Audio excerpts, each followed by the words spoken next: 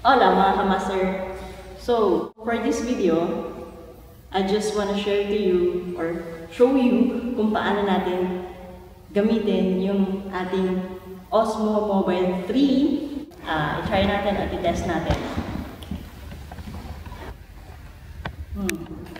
So, this is the gimbal.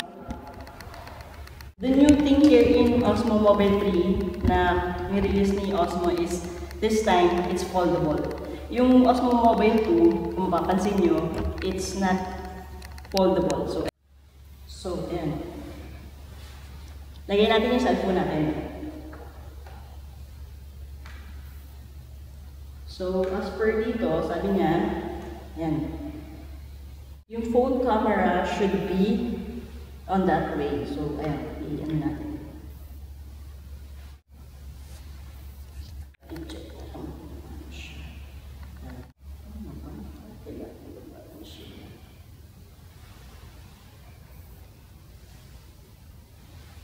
Yan. Para magamit mo pala itong Osmo Mobile 3 natin, we need to download the app of DJI Mimo. So, ayun siya. DJI Mimo. So, yan. So, Osmo found, makikita niya. So, connect. So, yun. See? It's working, guys. So, etong gimbal na to, pwede siyang mapagana using this app. So, we need to download this app para mas ma-feel natin yung mga features talaga nitong gimbal na to. So, kung paano siya gamitin, itong mga controls niya, ito siya. So, for this red icon or red button, camera and video. Then, itong M, ito yung on and off power. Then, ito yung parang pinaka-joystick niya. So, you can turn up and down, so left and right.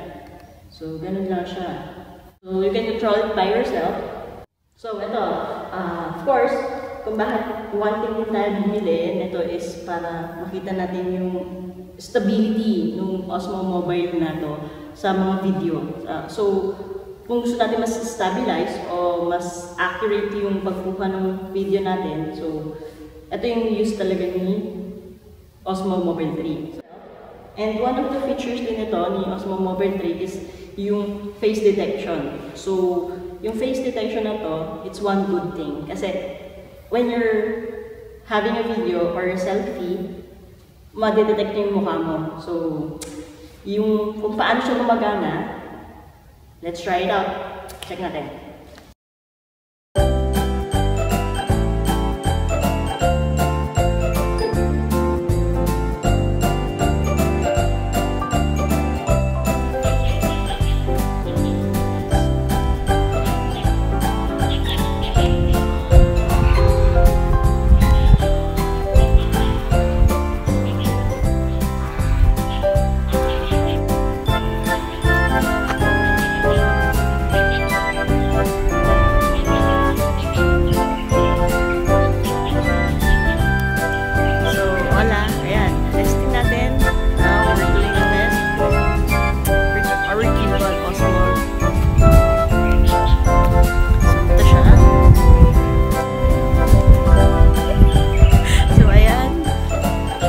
The test. So now, nice. So ayan.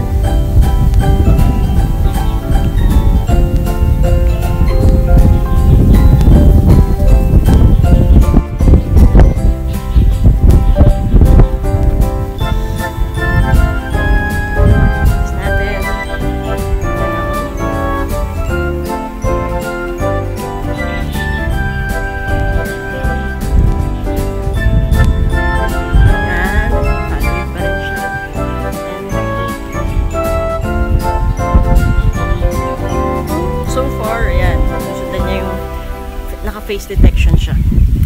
So, ayan. So, ito. Itong maganda dito sa Osmo Mobile 3 natin is yung feature niya na hand gesture. So, kung mapapansin nyo, dito may naka-icon siyang hands. So, one of the features ni Osmo Mobile 3 is the hand gesture. So, i-try natin kung paano gumagana yung hand gesture. So, let's try it out!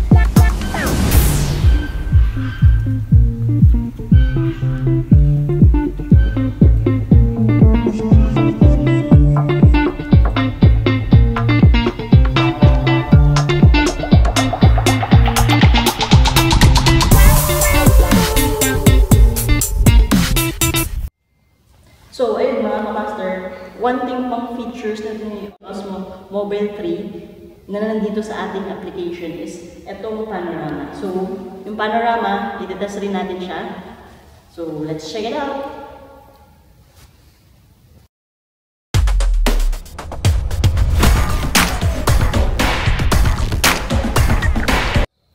So, what's new with this is the story.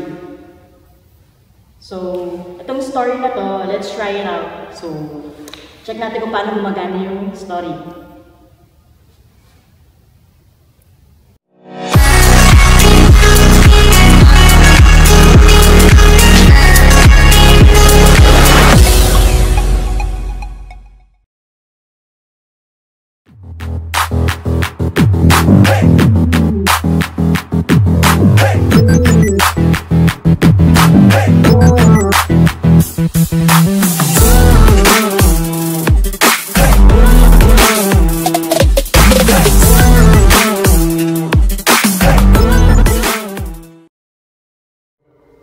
So yun, one of the features nito ni Osmo Mobile 3 is the slow motion, time-lapse, and hyperlapse. So yun, for the ibang video na lang natin itatry yung kanyang mga features ng hyperlapse, time-lapse, and slow motion.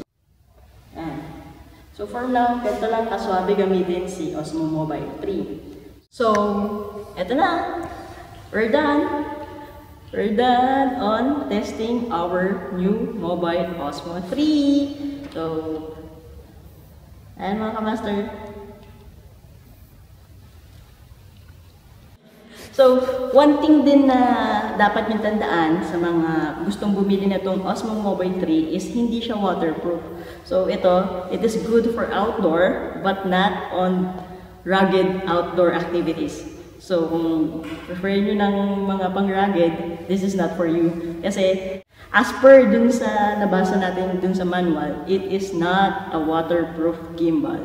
So, yun lang yung medyo alanganin tayo. So, eto, good for outdoor, but not on rugged outdoor. Ulit, ha? So, ayun.